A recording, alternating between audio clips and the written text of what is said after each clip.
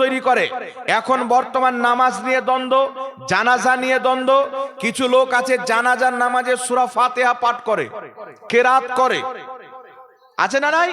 কিন্তু আমার নবী মুস্তাফা সাল্লাল্লাহু আলাইহি ওয়াসাল্লাম জানাজার নামাজে কেরাত পাঠ করেছেন, পৃথিবীর কোন মায়ের লাল একটা সহিহ হাদিস দেখাতে পারে না। আমার নবী মুস্তাফা জানাজার নামাজে কেরাত পাঠ করেছেন, পৃথিবীর কোন মায়ের লাল একটা সহিহ হাদিস দেখাতে পারে না। তবে রাসূল পাক আমরা যেইভাবে নামাজ পড়ি 4 তাকবীরে জানাজার নামাজ পড়েছেন, এটা রাসূল থেকেও প্রমাণিত, রাসূলুল্লাহর সাহাবা থেকেও প্রমাণিত। বল সুবহানাল্লাহ। এই জন্য পৃথিবীর মুসলমান বর্তমান জামানাতে দল বেরিয়েছে, তারা বলতে চায় আমরা নবীকে ফলো করি। আহলে হাদিস বলে একটা ইহুদি দল তৈরি করেছে। এই আহলে হাদিস দলের লোক বলতে চায় নবী পাকের কথা হচ্ছে দলিল, সাহাবার কথা দলিল নয়, সাহাবার কোনো আমল হুজ্জাত বা দলিল নয়, সাহাবীর কোনো আমল গ্রহণযোগ্য নয়। তাই তারা বলছে সাহাবীর আমল গ্রহণযোগ্য নয়, কিন্তু তারা জানাজার নামাজে সূরা ফাতিহা পাঠ করে নবী থেকে দলিল না দিতে পেরে সাহাবা থেকে দলিল দেয়। তো তোমার নিকটে যখন সাহাবার আমল হুজ্জাত নয়, দলিল নয়, তো তোমাকে নবী থেকে দলিল দিতে হবে। কিন্তু আমরা যেইভাবে জানাজার নামাজ পড়ি, নবী থেকেও প্রমাণ আছে, সাহাবা থেকেও প্রমাণ আছে। সুবহানাল্লাহ বলেন। এবার চলে আসেন বিরাদরি ইসলাম। এখন দ্বন্দ্ব হচ্ছে কি নিয়ে? হাত কোথায় বাঁধতে হবে। ইমামের পিছে কেরাত করা চলবে কি চলবে না? আপনার আমিন আসতে বলতে হবে না জোরে বলতে হবে? নামাজের তরিকা নিয়ে দ্বন্দ্ব চলছে, তারাবির নামাজকে নিয়ে দ্বন্দ্ব চলছে। কিন্তু আমি আপনাকে বলতে চাই মুসলমান, এই নীল আকাশের নিচে জমিনের মাটিতে যারা বেশি চিল্লাচ্ছেন নামাজের তরিকাকে নিয়ে, আমি আপনাকে বলতে চাই নামাজ হচ্ছে মুসলমানের উপরে ফরজ, রোজা মুসলমানের উপরে ফরজ, হজ মুসলমানের উপরে ফরজ, যাকাত মুসলমানের উপরে ফরজ, জানাজা মুসলমান পড়বে, দুয়া মুসলমানের জন্য। নামাজে হাত কোথায় বাঁধবে না বাঁধবে মুসলমানের বিষয়, আমিন আসতে বলবে না জোরে মুসলমানের বিষয়, আপনার ইমামের পিছে সূরা পড়বে কি না পড়বে মুসলমানের বিষয়। বর্তমান জামানায় আহলে হাদিস নাম দিয়ে ইহুদি ফিরকা যে বেরিয়েছে, চ্যালেঞ্জ থাকলো মুসলমান, কিয়ামতের সকাল পর্যন্ত কোন আহলে হাদিস নিজেকে মুসলমান প্রমাণ করতে পারবে না। আগে মুসলমান প্রমাণ করো। তুমি যে নামাজ নিয়ে লড়াই করছো, নামাজটা তো মুসলমানের বিষয়, ঠিক না বেঠিক? এই হিন্দুর উপরে নামাজ ফরজ আছে, কাফিরের উপরে নামাজ ফরজ আছে, মুশরিকের উপরে নামাজ ফরজ আছে। যত লামাযহাবি চিল্লাচ্ছে এদেরকে আপনি ধরেন, এদের আকাবিরগণ যেইগুলো আকীদা কিতাবের মধ্যে লিখেছে, যেইগুলি আকীদা এরা লালন করে, এই সমস্ত আকীদা হচ্ছে ভ্রান্ত আকীদা, কুফরি আকীদা। যেই ব্যক্তির আকীদার মধ্যে কুফরি আছে সেই ব্যক্তিকে কাফির বলতে হবে। তো বর্তমান যে আহলে হাদিস নিজেকে সহিহ আকীদার লোক বলে, আমি চ্যালেঞ্জ করে বলতেছি এই জমিনের মাটিতে এমন কোন আহলে হাদিসের জন্ম হয়নি যে তারা নিজের আকীদা নিয়ে নিজেকে মুসলমান প্রমাণ করতে পারবে। মুসলমান তাদের কয়েকটি ভ্রান্ত আকীদা আপনার সামনে পেশ করছি, শুনেন। যাদের আকীদা ইসলাম বিরোধী আকীদা, এরা কিন্তু মুসলমান নয়। নামাজ যতই পড়ুক, রোজা যতই রাখুক, হজ যতই করুক, বুখারী পুরো মুখস্থ করে নেক, কোটি কোটি হাদিস যদি মুখস্থ করে নেয়, তার আকীদার মধ্যে যদি ভেজাল থাকে, কুফরি থাকে, তার সমস্ত জিনিস বাতিল হবে। এই জন্য পৃথিবীর মুসলমান নামাজ একমাত্র ফরজ তাদের উপরে যাদের আকীদা আহলে সুন্নাত ওয়াল জামাতের মোতাবেক। এখন একটি আকীদা আপনার সামনে প্রকাশ করি। ওয়াহাবিদের আকীদা হচ্ছে আল্লাহর দিক আছে। দিক মানে জানেন তো? আমি যেমন এখানে বসে আছি, আমার ডান দিক আছে, বাম দিক আছে, সামনে আছে, পশ্চা আছে, নিচ আছে, উপর আছে। আমার 6টা দিক আছে কি নাই বাবা? আমি একজন মানুষ আছি, আমার জন্য স্থান আছে। আমি এখন এই স্থানে চেয়ারে বসে আছি, এই স্থানে আমি চেয়ারে বসে আছি, কিন্তু আল্লাহর কোনো দিক নাই। আল্লাহ ডান দিক বাম দিক সামনে পিছনে উপর নিচ 6 দিক থেকে আল্লাহ পাক, কোন দিক আল্লাহকে বিস্ফোরণ করতে পারে না। তারপর আল্লাহ জায়গা থেকে পাক। আল্লাহকে কোনো ব্যক্তি যদি নির্দিষ্ট জায়গাতে বসিয়ে দেয়, কেউ যদি বলে আল্লাহ আরশে বসে আছেন, আরশ হচ্ছে আল্লাহর জায়গা, কেউ যদি বলে আল্লাহর ডান দিক বাম দিক আছে, কেউ যদি বলে আল্লাহর দেহ আছে, আকার আকৃতি আছে, ওই ব্যক্তি কাফির, মুসলমান থাকতে পারে না। ওই ব্যক্তি কোন মতে মুসলমান হবে না। আর এটা আমি নিজের মন গড়া ফাতোয়া বলছি না, শুনেন ব্রাদার ইসলাম, কিতাবটির নাম হচ্ছে আল মিনহাজুল কাবিম, পৃষ্ঠা নাম্বার 254 মধ্যে লেখা আছে, ইমাম আহমদ বিন হাম্বল বলছেন, ইমাম মালিক বলছেন, ইমাম শাফি বলছেন, ইমাম আবু হানিফা বলছেন, 4 মাযহাবের ইমাম বলছেন, যদি কোনো ব্যক্তি আল্লাহর জন্য জেহাদ মানে, দিক মানে, যদি কোনো ব্যক্তি আল্লাহর জন্য নির্দিষ্ট জায়গা মানে, যদি কোনো ব্যক্তি আল্লাহর আকার আকৃতি মানে, এই ধরনের আকীদা রাখনেওয়ালা ব্যক্তি 4 মাযহাব মতে কাফির এবং মুরতাদ, মুসলমান নয়। আর এই সমস্ত আকীদা ওয়াহাবির মধ্যে ভরা আছে। এরা আল্লাহর হাত মানে, পাও মানে, চোখ মানে, নাক মানে, কান মানে, এমনকি এদের গুরু ওয়াহিদুজ্জামা আহলে হাদিস দলের ইমাম ওয়াহিদুজ্জামা নিজের কিতাব হাদিয়াতুল মাহদির মধ্যে লিখতেছেন, আল্লাহ পাকের হাত আছে যেমন মানুষের হাত আছে, আল্লাহর পাও আছে, চোখ আছে, নাক আছে, চেহারা আছে, কান আছে, একটা মানুষের যা যা থাকে আল্লাহরও সব আছে, মানুষের মতন আল্লাহর আকার আকৃতি আছে। কিন্তু আল্লাহ পাক কি বলেছেন, কোন সৃষ্টি আমার মতন নয়, আমি কোন সৃষ্টির মতন নয়। কোন ব্যক্তি যদি আল্লাহ পাককে সৃষ্টির সাথে তুলনা করে, সেই ব্যক্তি কাফির। স্পষ্টভাবে আকীদার ইমামগণ নিজের কিতাবের মধ্যে লিখেছেন। ইমাম মাতুরিদি রাহমাতুল্লাহ আলাইহি তাফসিরে মাতুরিদির মধ্যে লিখেছেন, ইমাম বাইহাকি রাহমাতুল্লাহ আলাইহি আল আসমা ওয়াস সিফাত কিতাবের মধ্যে লিখেছেন, যদি কোনো ব্যক্তি আল্লাহ পাককে সৃষ্টির সাথে তুলনা দেয়, আল্লাহর গুণকে বান্দার গুণের সাথে তুলনা দেয়, সেই ব্যক্তি মুসলমান থাকে না, ওই ব্যক্তি কাফির হয়ে যায়। এই জন্য পৃথিবীর মুসলমান ইমাম ইবনে হাজার মক্কি লিখতেছেন, ইমাম মালিক, ইমাম শাফি, ইমাম আহমদ বিন হাম্বল, ইমাম আজম আবু হানিফা, এই 4 মাযহাবের ইমামগণ একমত, যদি কোনো ব্যক্তি আল্লাহর নির্দিষ্ট জায়গা মানে, যদি কোনো ব্যক্তি আল্লাহর দিক মানে, যদি কোনো ব্যক্তি আল্লাহর দেহ মানে, ওই ব্যক্তি কাফির, মুসলমান থাকতে পারে না। আর এই ফতোয়া অনুযায়ী বর্তমান লামাযহাবীদের আকীদা হচ্ছে কুফরি আকীদা। আর যেই ব্যক্তি কুফরি আকীদা লালন করবে, সেই ব্যক্তি মুসলমান থাকবে না। আর যেই ব্যক্তি মুসলমান নয়, ওই ব্যক্তি যদি হাত বুকে বাঁধে নামাজ হবে? বুকে বানুক, নাভির নিচে বানুক, তার নামাজ নামাজ নয়, তার রোজা রোজা নয়, তার হজ হজ নয়, তার মসজিদ মসজিদ নয়, তার মাদ্রাসা মাদ্রাসা নয়, ওর নামের মুসলমান, অরিজিনালে মুসলমান নয়। এই জন্য পৃথিবীর মুসলমান আপনাকে বলতে চায়, আপনাকে যদি আমিন জোরে বলার সহি হাদিস দেয়, রাফায়দান করার সহি হাদিস দেয়, মনে রাখবেন আমিন আস্তে বলার সহি হাদিস কিতাবে লিপিবদ্ধ রয়েছেন, রাফায়দান না করার সহি হাদিস তিরমিজির মধ্যে লিপিবদ্ধ রয়েছেন, নাভির নিচে হাত বানার সহি হাদিস মুসান্নাফ ইবনে আবি শাইবার মধ্যে লিপিবদ্ধ রয়েছেন। তো আমরা যেইভাবে নামাজ পড়ি কিতাবের মধ্যে লিপিবদ্ধ আছে, কিন্তু তারা যেই তরিকাতে নামাজ পড়ুক, ওয়াহাবির নামাজ নামাজ নয়, কারণ তার উপরে নামাজ ফরজ নাই। মুসলমান কেন ফরজ নাই? আম্মা বাদ, ফাউযু বিল্লাহি মিনাশ শাইতানির রাজীম, বিসমিল্লাহির রহমানির রহিম। ইন্নাদ-দীনা ইনদাল্লাহিল ইসলাম। সাদাকাল্লাহুল মাওলানাল আযীম ওয়া সাদাকা বাল্লাগানা রাসূলুহুন নবিয়্যুল আমিনুল মাতিনুল মুঈনুল মুবিনুল কারীম।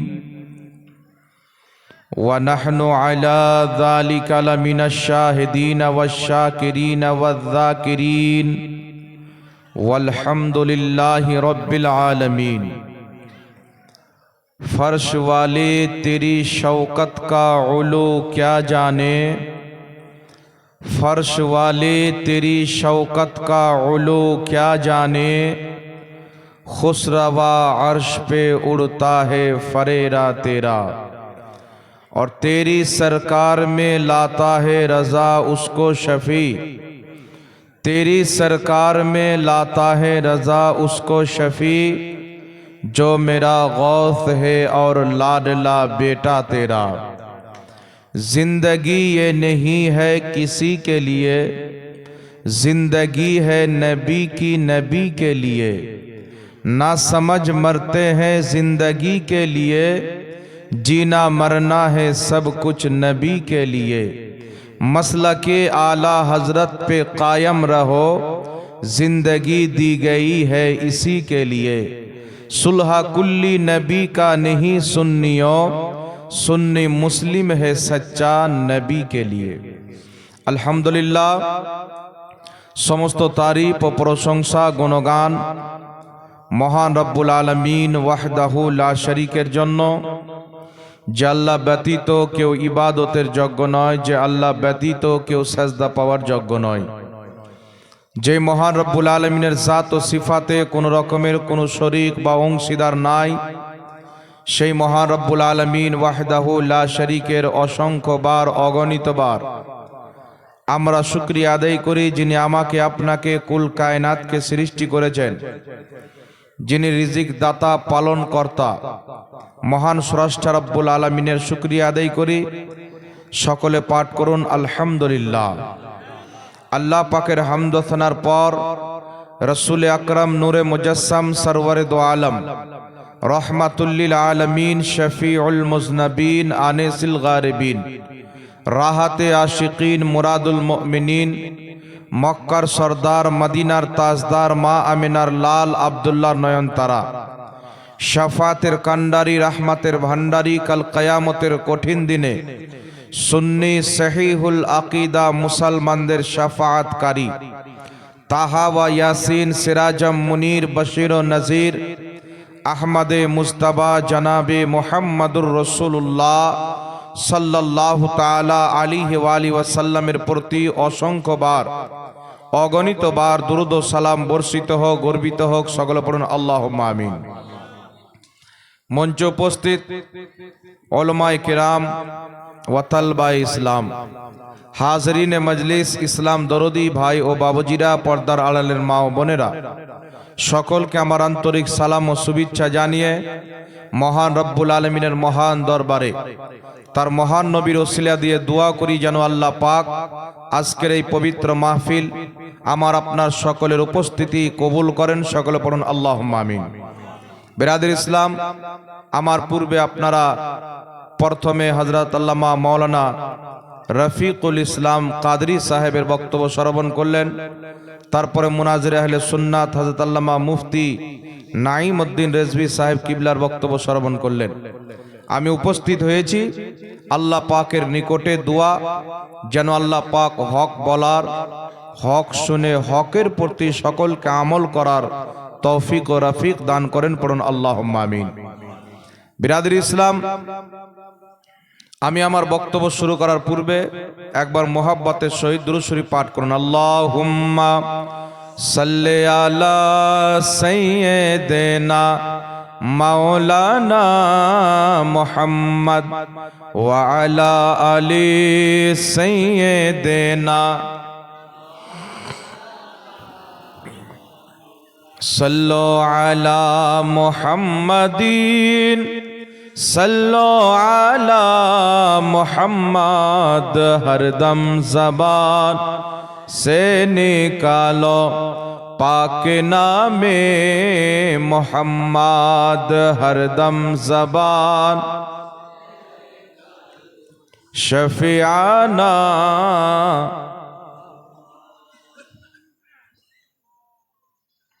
ब्रदर इस्लाम, আমি আপনাদের সম্মুখে যে আয়াতে কারিমা পাঠ করেছি, আল্লাহ তাবারাক ওয়া তাআলা পবিত্র কুরআনুল কারীমের মধ্যে 114টি সূরা 6666 খানা আয়াত নিজের হাবিব সাল্লাল্লাহু আলাইহি ওয়াসাল্লামের প্রতি অবতীর্ণ করেছেন।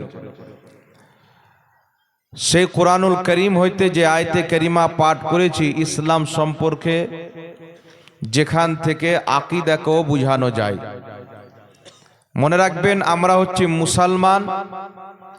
মুসলমান হওয়ার জন্য আকীদা সঠিক হওয়া জরুরি।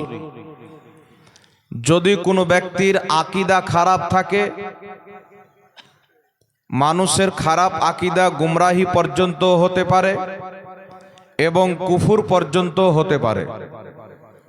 আকীদা যদি খারাপ থাকে, আমল কোনো কাজে আসবে না। নামাজের পূর্বে, রোজার পূর্বে, হজের পূর্বে, যাকাতের পূর্বে, সমস্ত আমলের পূর্বে আগে হচ্ছে ঈমান এবং আকীদা। আকীদার কারণে মানুষ ঈমানদার হয়, আকীদার কারণেই মানুষ বেঈমান হয়ে যায়। এই জন্য পৃথিবীর মুসলমান জরুরিয়াতে দিনের সমস্ত জিনিসকে বিশ্বাস করার নাম হচ্ছে ঈমান। মুসলমানদের আকীদা খারাপ করার জন্য ইসলামের নামে ইহুদি নাসারা মুসলমান সেজে, আলিম সেজে, মুফতি সেজে, মুহাদ্দিস সেজে, চেহারাতে দাড়ি রেখে, মাথায় টুপি পরে যুগ যুগ থেকে তারা বেরিয়েছে। কোরআন হাদিস পড়ে মুফতির জায়গাতে বসেছে, মুদাররিসের জায়গাতে বসেছে, যাতে কোরআন হাদিসের নামে মুসলমানদের ঈমানকে ধ্বংস করা হয়, ঈমানকে লুটা হয়। এই জন্য পৃথিবীর মুসলমান হযরতে সালাহউদ্দিন আইয়ুবী রহমাতুল্লাহ আলাইহি বহুত বড় যোদ্ধা ব্যক্তি ছিলেন। উনি যখন মসজিদে আকসাকে বিজয় করলেন, ফাতাহ হাসিল করলেন, তো মসজিদে আকসাকে আজাদ করানোর পর 3000 চাইতে বেশি আলিম ওলামাকে তিনি ফাঁসিতে ঝুলালেন। মানুষ জিজ্ঞাসা করলেন যে 3000 চাইতে বেশি আলিম ওলামাকে আপনি কেন ফাঁসি দিলেন? আপনি তো আলিমের ইজ্জত করনেওয়ালা, আপনি তো আলিমের সম্মান করনেওয়ালা, তো কেন এতগুলো আলিমকে ফাঁসি দিলেন? সালাহউদ্দিন আইয়ুবী রহমাতুল্লাহ আলাইহি বলেছিলেন, আমি যে 3000 চাইতে বেশি মৌলবীকে ফাঁসি দিয়েছি, এরা কেউ মুসলমান ছিল না। প্রত্যেকে ইহুদি এবং নাসারা। এরা টুপি রেখে, দাড়ি ছেড়ে, পাগড়ি পরে, জুব্বা পরে, কোরআন হাদিস পড়ে, মৌলবী সেজে, মুফতি সেজে, ইমাম সেজে মসজিদে, মুদাররিস সেজে মাদ্রাসায়, মুফতি সেজে ফতোয়ার বোর্ডে এরা কাজ করে। আর এরা কোরআন হাদিসের নামে মুসলমানদের মধ্যে বিভেদ তৈরি করে ইসলামকে কমজোর করতে চায়। এই জন্য পৃথিবীর মুসলমান সালাহউদ্দিন আইয়ুবী রহমাতুল্লাহ আলাইহি বলছেন, আমি তাদেরকে ফাঁসি দিয়ে মুসলমানকে ফিতনা থেকে বাঁচিয়েছি। বলেন সুবহানাল্লাহ। বর্তমান জামানায় বাংলাদেশের মাটিতে একজন ধরা পড়ল 17 বছর ইমামতি করার পর। লোকটা হচ্ছে খ্রিস্টান, মুসলমান নয়। পাকিস্তানের মাটিতে 40 বছর ইমামতি করার পর লোকটা ধরা পড়ছে ইহুদি, মুসলমান নয়। তো ধরা তো কয়েকটা পড়েছে, যেইগুলো ধরা পড়েনি ইহুদি কত মুসলমান সেজে সোশ্যাল মিডিয়ার মাধ্যমে মসজিদে, মাদ্রাসায় কবজা করে মুসলমানের মধ্যে বিভেদ তৈরি করছেন, মুসলমানের আকীদাকে খারাপ করছেন। এই জন্য পৃথিবীর মুসলমান রাসূল করিম সাল্লাল্লাহু আলাইহি সাল্লাম 1450 বছর পূর্বে ঈমান এবং আকীদা বাঁচানোর পদ্ধতি আমাদেরকে শিখিয়ে দিয়েছেন। যখন ফিতনার জামানা আসবে, যখন ফিতনার যুগ চলে আসবে, তখন ঈমান বাঁচাবো কি করে, আকীদা কি করে বাঁচাবো? তো আমাদের পূর্বেশ্বরীর মুসলমানকে দেখতে হবে, পূর্বশ্বরী ইমামদেরকে দেখতে হবে। পূর্বের বড় বড় ইমামরা যেই আকীদার প্রতি কায়েম ছিল, যেই মাযহাবের প্রতি কায়েম ছিল, ওই মাযহাবকে আঁকড়ে ধরে রাখতে হবে। নতুন মাযহাবের আমদানি হলে সেটাকে সাপোর্ট করা যাবে না মুসলমান। এই জন্য পৃথিবীর মুসলমান বর্তমান জামানায় ফিতনা ফাসাদের যুগে এখন মানুষ মোবাইলের মাধ্যমে, সোশ্যাল মিডিয়ার মাধ্যমে নিজের ঈমানকে বিক্রি করে দেয়। এমনকি যে বদ আকীদা পর্যন্ত মুনাফিরান মানুষকে চ্যালেঞ্জ করে থাকে। কিন্তু বিরাদর ইসলাম মনে রাখবেন, যারা বর্তমান জামানায় সহি আকীদা বলে লাফাচ্ছে, এখন বর্তমান জামানায় শিয়া বলে ফিরকা আছে, কাদিয়ানি বলে ফিরকা আছে, দেওবন্দি বলে ফিরকা আছে, তবলিগি জামাত বলে ফিরকা আছে, আপনার আহলে হাদিস বলে ফিরকা আছে। এই সমস্ত ফিরকা এদের আমদানি হয়েছে পরে, কিন্তু আসল যে দিন, যে ইসলাম মুহাম্মদ রাসূলুল্লাহ সাল্লাল্লাহু আলাইহি সাল্লাম মক্কা এবং মদিনার মাটিতে প্রতিষ্ঠা করেছেন, ওই ইসলাম বর্তমান জামানাতে তাকে সুন্নি জামাত বলে, মাসলাকে আলা হযরত বলে চেনা হয় মুসলমান। এই জন্য আজ থেকে প্রায়, যদি এই পৃথিবীর মানচিত্রে 1847 পূর্বে পৃথিবীর ইতিহাসকে যদি আপনি পড়েন, 1847 পূর্বে দেওবন্দির কোনো মসজিদ মাদ্রাসা দেখতে পাওয়া যায় না, আহলে হাদিসের কোনো অস্তিত্ব দেখতে পাওয়া যায় না। এই সমস্ত নতুন ফিরকার আমদানি ইংরেজদের জামানাতে ঘটেছে, 1847 পর ঘটেছে। কিন্তু আলহামদুলিল্লাহ বর্তমান আহলে সুন্নাত ওয়াল জামাত সুন্নিদেরকে আলা হযরতের নামে চিনা যায়, মাসলাকে আলা হযরত বলে চিনা যায়।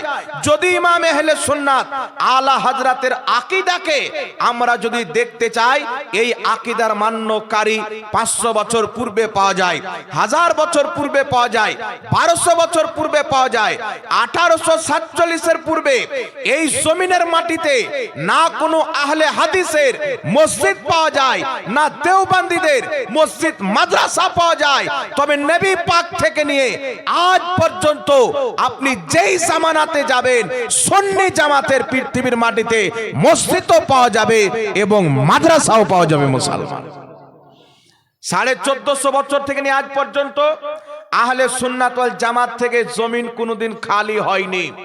এই জন্য পৃথিবীর মুসলমান বর্তমানে এইগুলো ভ্রান্ত মতবাদ বের হয়ে ছোট ছোট মাসলা নিয়ে মানুষের মধ্যে দ্বন্দ্ব তৈরি করে, মানুষের মধ্যে দ্বন্দ্ব